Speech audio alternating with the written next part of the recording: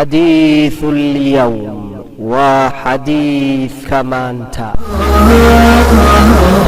إنه الخلق العظيم المجتبى وهو مشكاة الفضيلة والمعين فمحمد قد تجلى رحمة للعالمين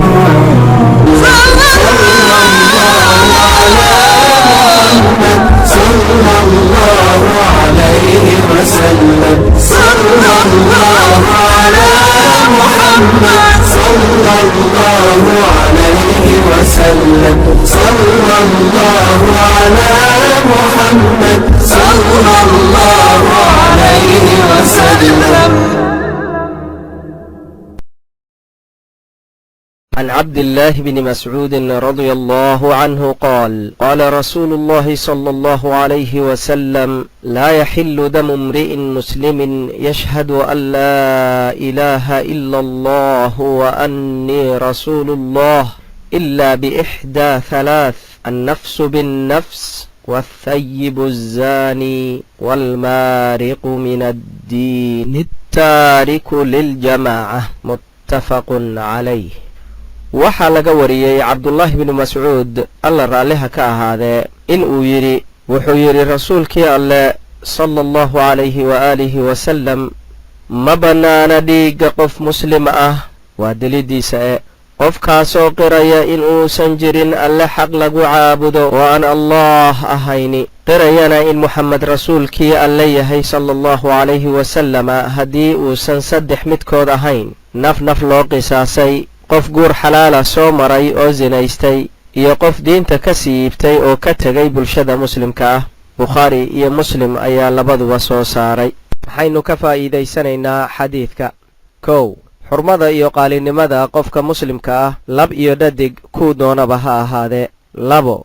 xaaraannimada in qofka muslimka ah dhiiggiisa la daadsho oo la iskaga dilo sidii la doono iyo sababtii la doonaba. alle subxaanahu wa tacaala wuxuu qofkii qof mu'min ah kas u dila u ballan qaaday in jahannamo la geliyo, in uu ku waarayo dhexdeeda, in alle u carooday, in uu lacnaday oo naxariistiisa ka dheereeyey, iyo in cadaab xanuun badan loo diyaariyey. 3.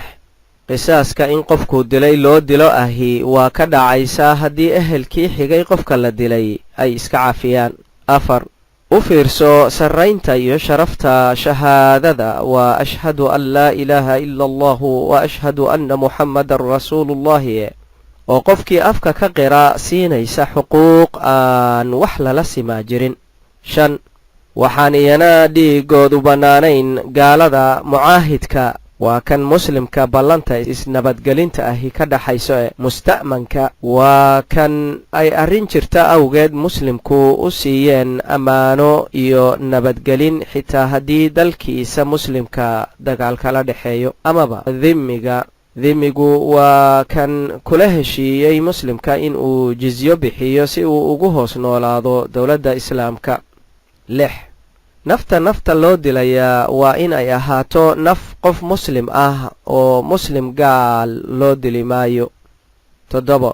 haddii qof dilo qof uu waalid u yahay iyo xukunkeeda waxay culummada badankoodu qabaan in aan loo dilayn, laakiin xoog badnida nusuusta in qofkii qof dila loo dilayo iyo in aan kan la dilay ee waalidka loo ahaa shaqo ku lahayn waxa waalidkiis gaysteen ayay qaar kale u badiyeen in loo dilayo. 8. dhowr shay oo kale oo qofka muslimka ah lagu dili karo oo xaakimku ku xukumi karo dil ayaa jira sida sixirka, khaniisnimada iyo salaad ka tegidda oo nusuus ayaa laga qaadanaya gooni ah. 9. islaamka iyo sida uu nidaamka u ilaaliyo oo xitaa dhiigga xalaasha ay tahay in la daadiyo gaal iyo muslimba ciddii rabtaa iskama dili kartee waa in uu yahay imaamka ama xaakimka muslimiinta ama cid uu u wakiishay fulintaas cidda fulinaysay. waxaana sidaas ah xuduudaha iyo tacsiiraha oo dhan. tacsiirtu waa waxyaalaha aan dilka gaarsiisnayn ee jeedalka iyo waxa la midka ah.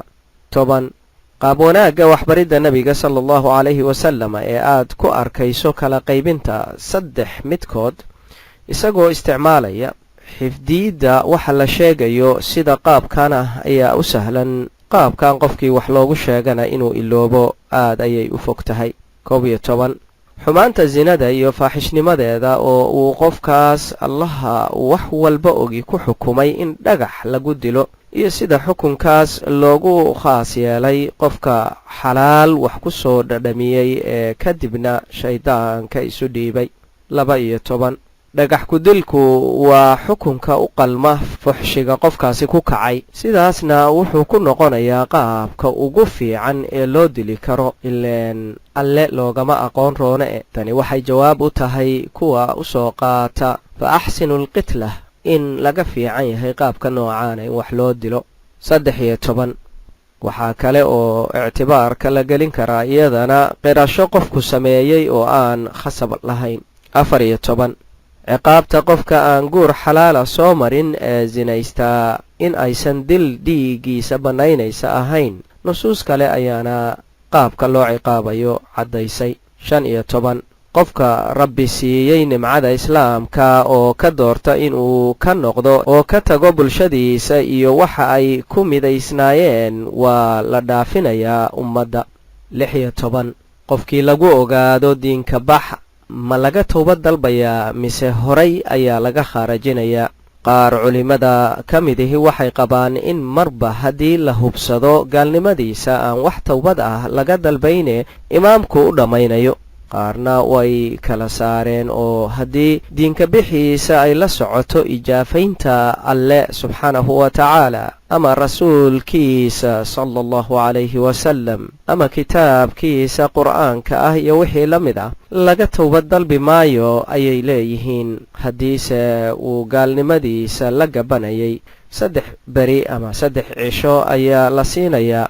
hadduu ka noqdo khayr, haddii kalena waa la khaarajinayaa. qaar culimmada ka mid ah ayaa leh waxaa dhanka xaqa u badan in xaakimku uu u fiirsado sida maslaxaddu ku jirto, oo hadduu arko fursad u siiyo in uu towbad keeno oo uu ka noqdo gaalnimadaas. oo waxaa sax ah in gaal kasta, gaal asal ah ama gaal murtad ah kuu doono ha ahaadee, ka noqoshadu u furan tahay, waase in lala socdaa towbaddooda kadib oo aysan noqon kuwo fursad ka dhiganayay si ay dano kale u gaaraan. dhanka kalena murtadkii rasuulka sala allahu calayhi wasallam caayi jiray, isaga mar kasta waa la dilayaa xitaa haddii gaalnimadii uu ka toobad keenay oo laga aqbalay. faahfaahintan waxaan ka soo xiganay ashaykh bin cuthaymayn raximahullah kitaabkiisa uu ku sharxay al-40 annawawiya.